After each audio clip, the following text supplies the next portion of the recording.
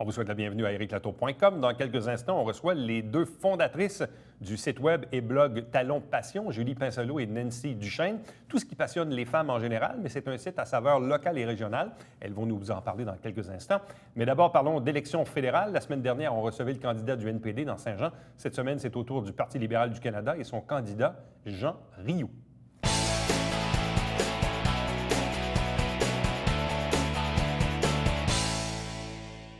Élections fédérales prévues pour le 19 octobre prochain partout au pays, évidemment, et notamment ici dans le comté de Saint-Jean. Depuis plusieurs semaines, voire plusieurs mois, les différents partis politiques s'organisent. D'ailleurs, l'automne dernier, il y avait dans certains cas des conventions. On avait reçu d'ailleurs quelques candidats à cet effet. Mais là, on est un peu en pré-campagne électorale, d'autant qu'on est en fin de session à Ottawa. L'été arrive et tout de suite après, là, dès le mois de septembre, on va être en campagne électorale. Je pense qu'il y a certains candidats qui sont déjà, non pas en pré-campagne, mais vraiment en campagne électorale. C'est le cas de Jean Rioux du Parti libéral du Canada dans Saint-Jean. Bonsoir et bienvenue. Bonjour. On est en campagne électorale. Oh, oui, on est en campagne électorale.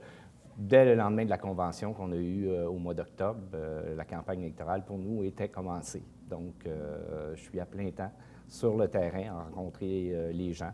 Je termine là, la rencontre des conseils municipaux, donc aller voir leurs besoins, donc ils m'expriment. Et aussi, je rencontre les citoyens. On organise des déjeuners, rencontres. On a fait il y a à peu près un mois Sabrevois et Saint-Alexandre.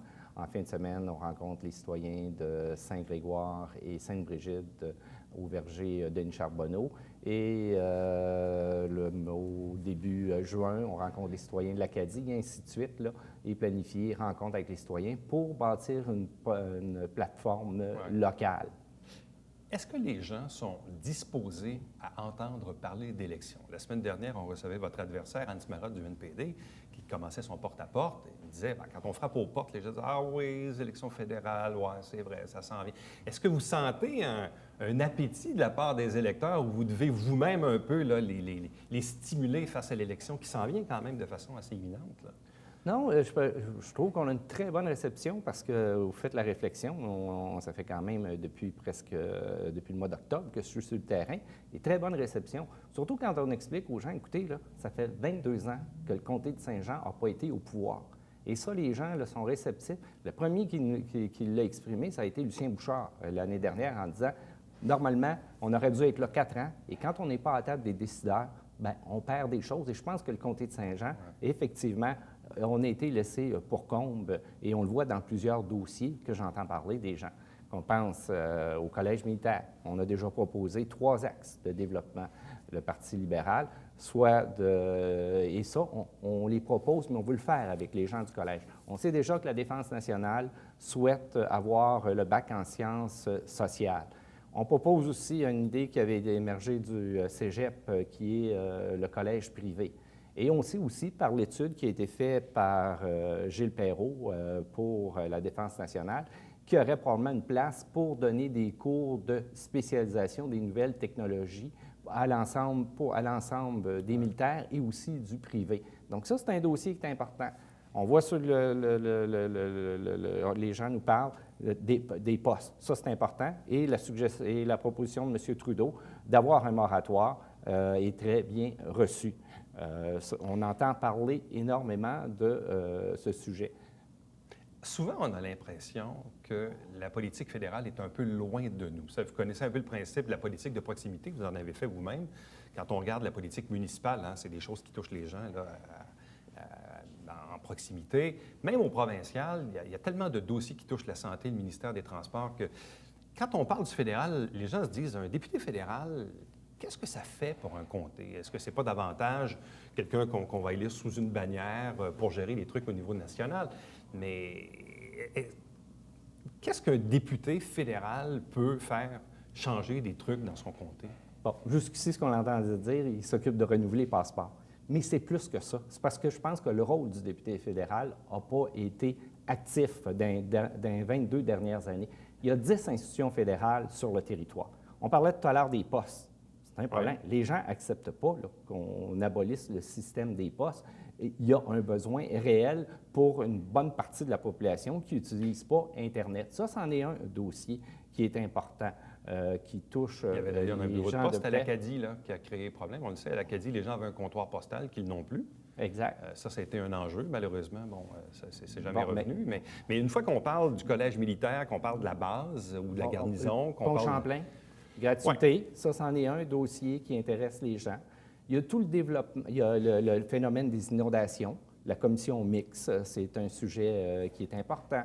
On peut parler aussi de Parc Canada. Parc Canada, on a plusieurs institutions. On parle du projet, on vient de parler de l'Acadie, l'Église, ça pourrait, et Trinity Church, ça pourrait être un projet qui pourrait être animé par Parc Canada, sans oublier évidemment le Fort Lennox qui est sur notre territoire. Le projet aussi pour les fêtes du 350e anniversaire de Saint-Jean, dont le général Dallaire à la conférence a émis qu'on pourrait avoir un développement de ce côté-là. C'est des dossiers qui nous touchent. Je pense un dossier aussi qui est important pour la région, puis probablement qui va devenir encore plus important, c'est le centre d'aide aux entreprises. N'oublions pas que le centre d'aide aux entreprises aide les entreprises, mais aussi a construit des incubateurs. Ces incubateurs-là, bien, il y en a un nouveau qu'on vient de construire à l'aéroport, donc on pourrait développer davantage. Et on sait que les CLSC ont été abolis, donc probablement que le centre d'aide aux entreprises va avoir un rôle beaucoup plus important.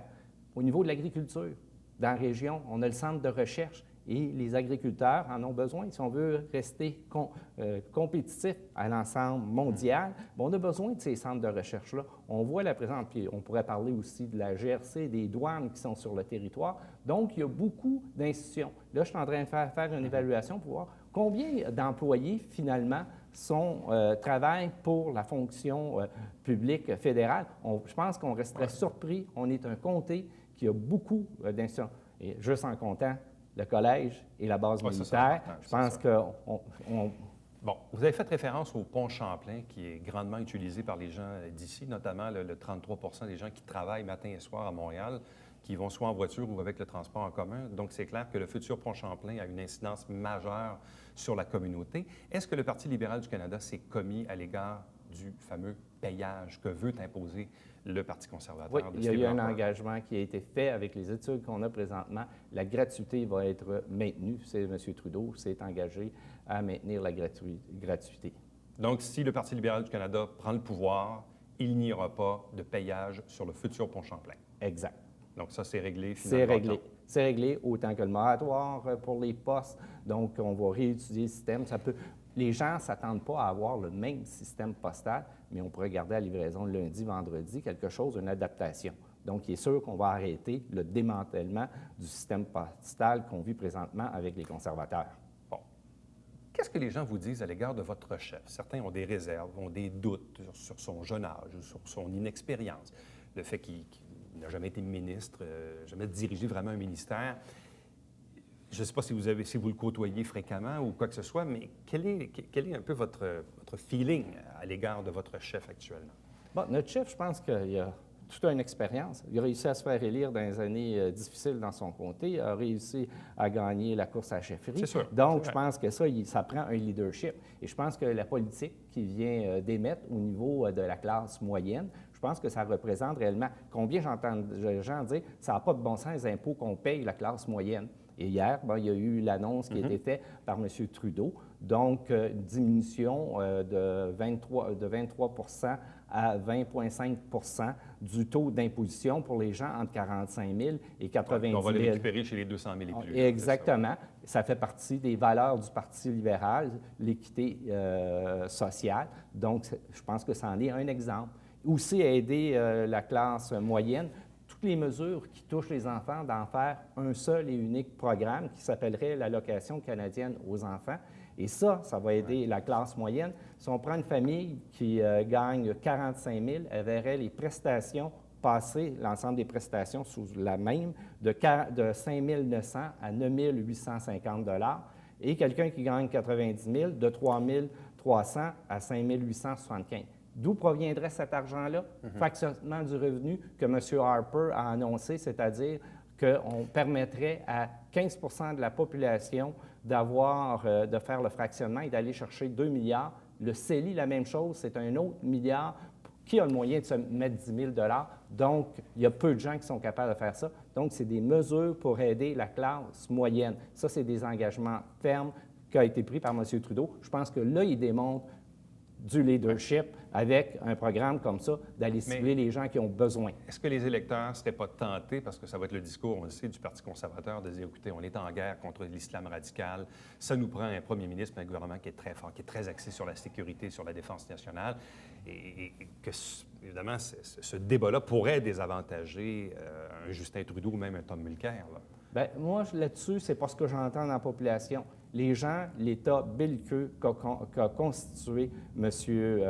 Harper ne représente pas le Canada des Canadiens. On était reconnus comme des gardiens de la paix, et ça datait du gouvernement depuis M. Pearson. On avait une tradition libérale, et ça, c'est important qu'on le retrouve. Les gens, le leadership de M. Harper, ils ne se retrouvent pas là-dedans, d'avoir renié Kyoto. Donc, là-dessus, on a un engagement, ça fait partie du Parti libéral Kyoto. J'arrive à ma question finale, parce que quand on regarde le portrait au Québec, si effectivement une majorité de Québécois ne se retrouvent pas dans le Parti conservateur, ni même probablement dans le Bloc québécois, qui n'est plus le Bloc québécois qui était militantiste là, en 1993, dans un contexte qui était différent, au Québec, au final, vous le savez, la majorité des sièges actuellement sont détenus par qui? Par le NPD.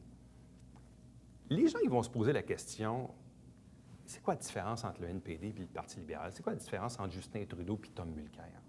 C'est quoi la différence? Qu'est-ce que vous répondez à ces gens-là qui pourraient hésiter entre le NPD et le Parti libéral, qui, à certains égards, il y a quand même des ressemblances? Oui. Je pense que les valeurs intrinsèques du Parti libéral sont connues. Les libertés individuelles. Et je pense on sent qu'ils sont brimés présentement. Je parlais le Parti libéral a défendu la gestion de la paix et non être un État belliqueux. Je pense que ça, c'est des valeurs. Mais il va y avoir aussi le candidat dans chaque comté. Je pense que ça va être important. L'époque qui s'est passée du NPD, ça a été une exception. On a voté pour M. Layton. Et M. Layton n'étant plus là, je pense qu'on représente. Je pense que le candidat... Mais parti pour parti, c'est quoi la différence entre le Parti libéral et le NPD? Bien, je pense qu'on a des solutions qui sont réalistes. Ce qu'on vient de parler pour la classe modérée, je pense qu'on propose des choses qui touchent les gens.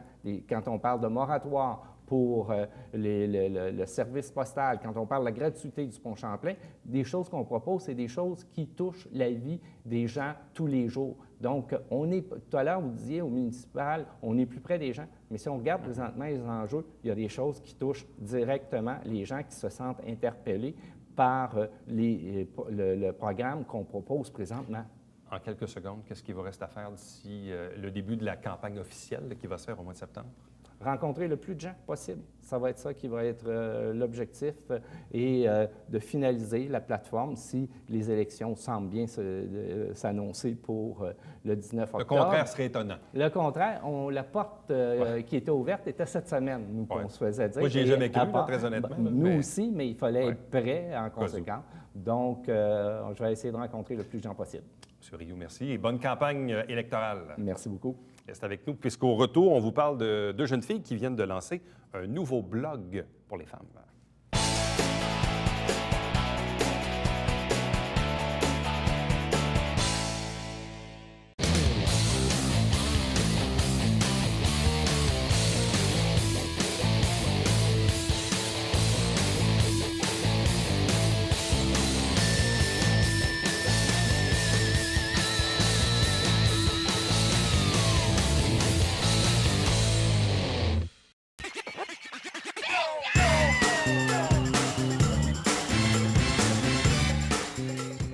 Divertir dans le confort de votre foyer.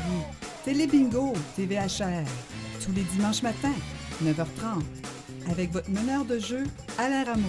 C'est un rendez-vous.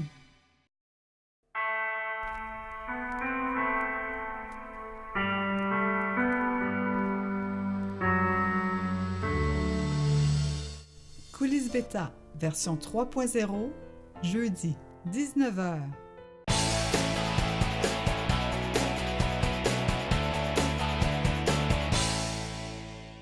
On vous parle d'un lancement d'un nouveau blog initié par deux femmes de la région qui s'appelle Talons Passion. Avec nous, je vous les présente. D'abord, Julie Pinsonneau, bonsoir. Bonsoir.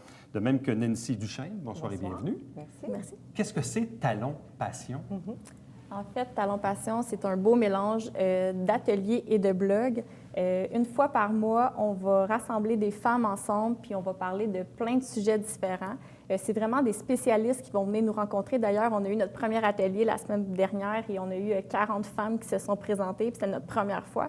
C'était une styliste professionnelle qui est venue nous parler de l'art de se vêtir selon sa silhouette. Mais à chaque mois, ça va être des sujets différents qui touchent la femme en général. Et puis, il va y avoir aussi des blogs. À chaque jour, il va y avoir un nouvel article, un nouveau billet sur plein de sujets, des découvertes, voyages, gastronomie, en fait, plein de sujets qu'on veut partager. Puis, c'est ça, on invite les femmes à venir consulter Talons Passion. D'où vient l'idée, Mme Nancy? Alors, l'idée vient de nous deux, évidemment. Alors, moi et Gilles, on s'est rencontrés par l'entremise de nos conjoints. Et puis, dans différents événements à Saint-Jean, on était ensemble à la même table et puis on discutait vivement de plein de sujets. Et on s'est aperçu que malgré nos professions et carrières différentes et malgré aussi nos âges différents, on a près de 20 ans de différence, qu'on avait plein d'affinités ensemble. Et puis qu'on était toutes les deux des femmes passionnées, dynamiques et qu'on avait envie finalement de faire bouger les choses un peu et puis qu'on voulait accroître nos connaissances. Alors, à partir de là, à chaque fois qu'on se rencontrait, on manquait toujours de temps pour discuter. Il y a quelques mois, on a pris le temps de s'asseoir toutes les deux ensemble et de voir, selon nos aptitudes à chacune, qu'est-ce qui était possible de faire ensemble pour pouvoir finalement accroître nos connaissances et les partager également à d'autres femmes. Et pourquoi le véhicule du blog ou du web, en fait? En fait, moi, j'étais vraiment familière avec les réseaux sociaux. J'ai étudié en communication et j'étais déjà blogueuse pour un autre site très populaire.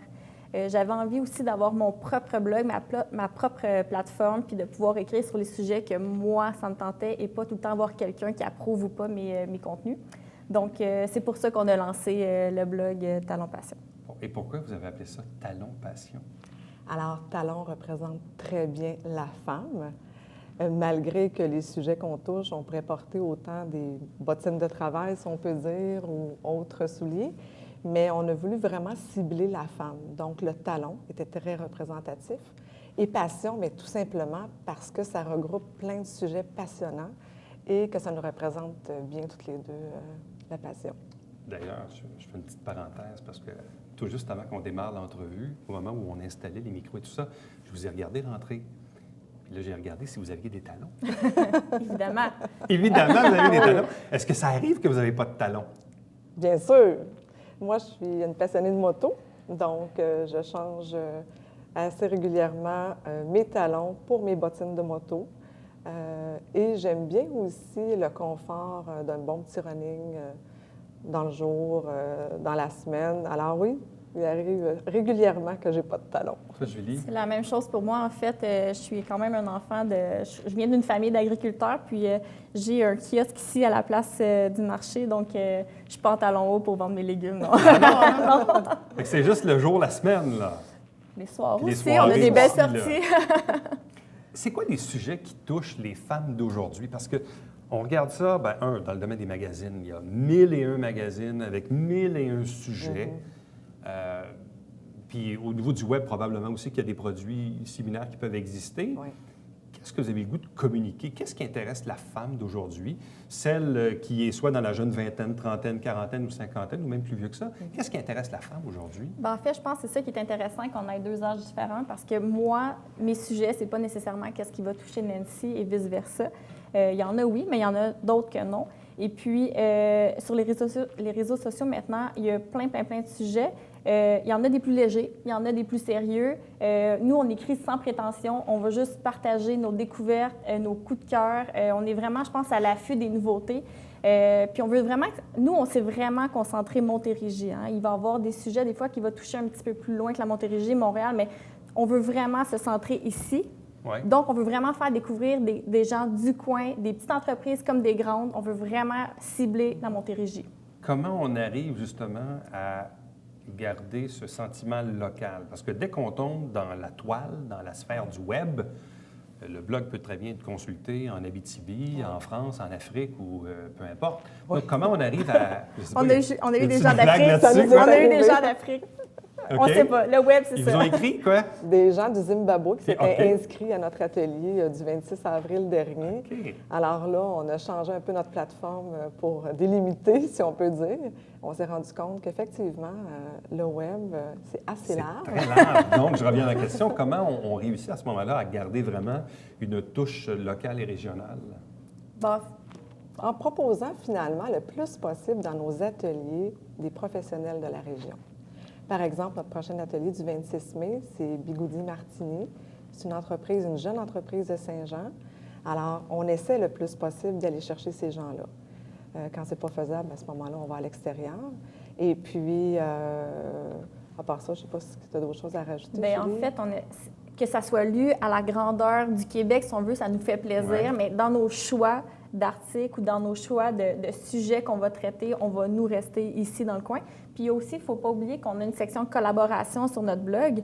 On est à la recherche de femmes qui veulent écrire aussi sur Talon Passion. On a déjà 2 collaboratrices qui ont accepté, dont une Entraîneur privé. Oui. Et puis, quelqu'un qui fait de l'aménagement paysager. Exact. Donc, ces personnes-là vont vraiment écrire dans leur domaine. Donc, une sur les fleurs et puis l'autre vraiment sur l'entraînement privé pour la femme.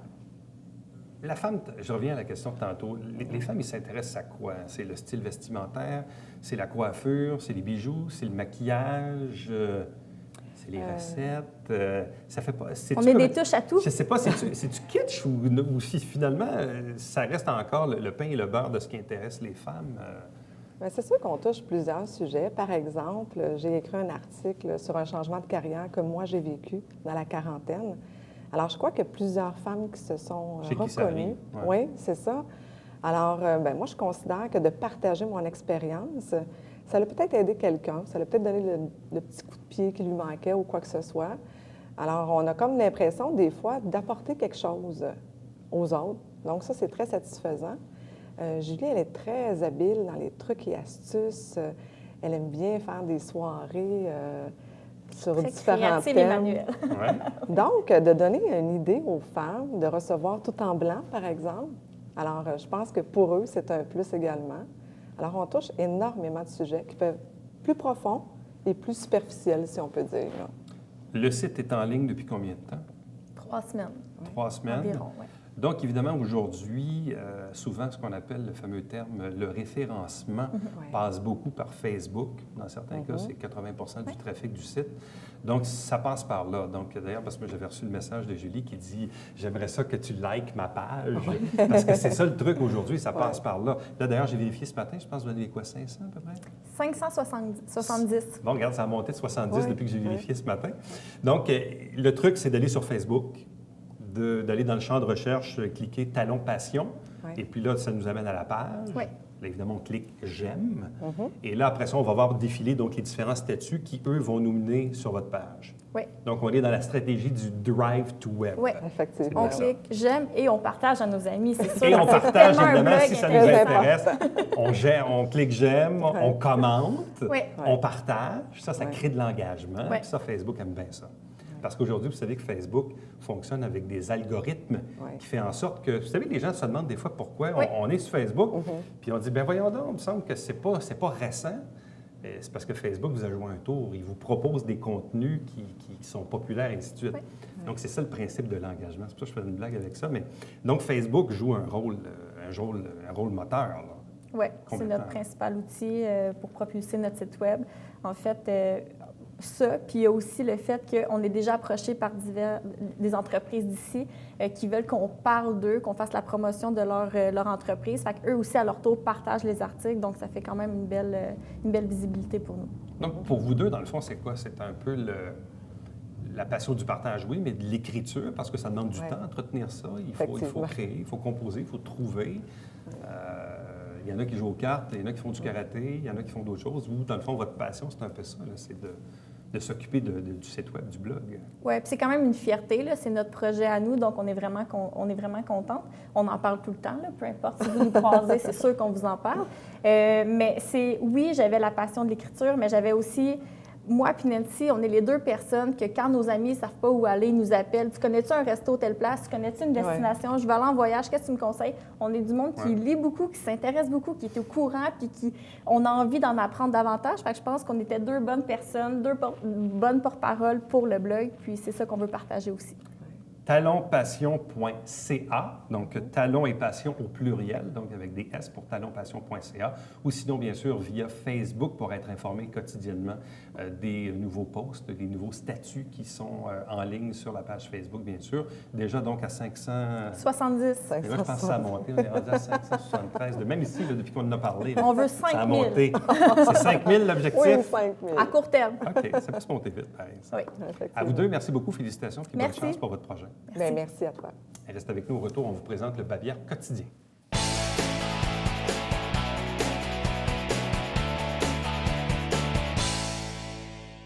Vous savez que dans la région existent depuis plusieurs années des clubs de marche qui sont gérés, entre autres, par M. Fernand Rainville, qui avait parti ça il y a plusieurs années.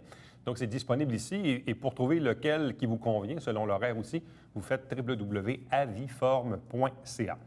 À chaque semaine, on vous présente des extraits du Conseil de ville via l'émission Saint-Jean-sur-Richelieu. Vous avez la grille horaire à l'écran en ce moment. Ne manquez pas également le Télébingo tous les dimanches matin à 9h30 en direct avec la carte pleine à 2000. C'est bien sûr, donc, comme je l'ai dit, à 9h30, mais attention, c'est au câble 9 et non pas le 609. Et il y a environ une trentaine de dépositaires dans la région pour acheter vos livrets sur tvhr9.com si vous voulez avoir la liste ou encore vous téléphonez ici au 358-1912. Voici maintenant les coordonnées de la télé pour me joindre directement par courriel durant la semaine. Éric Latour en un mot à commercial tvhr9.com. Rendez-vous demain. Bye bye.